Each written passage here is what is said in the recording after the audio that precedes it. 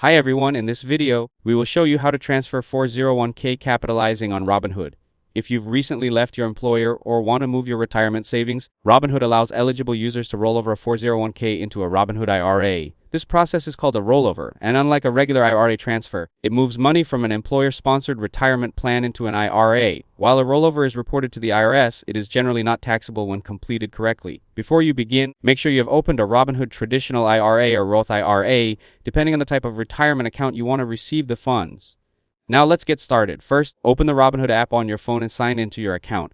Tap on Retirement from the bottom menu. Now tap on the menu with the three lines or the settings icon. Scroll down to the Actions section. Tap on Transfer in an external IRA or the available retirement transfer option.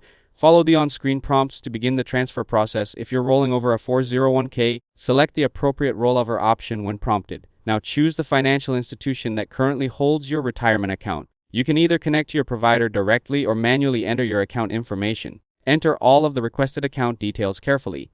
Review the information and submit your rollover request. Robinhood may ask for additional documents to verify your retirement account before processing the transfer. Once your request has been submitted, you can monitor its progress from the retirement section of the app. Depending on your previous provider, the rollover may take several business days or longer to complete.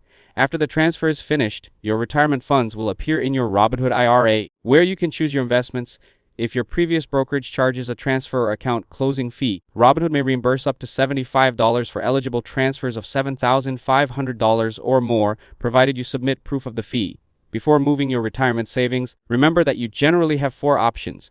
You may leave the funds with your former employer, move them into a new employer's retirement plan if allowed, roll them over into a Robinhood IRA, or cash them out. Cashing out early may result in taxes and penalties. If this video helped you out, don't forget to leave a like and subscribe to the channel. Thanks for watching, and I'll see you in the next one.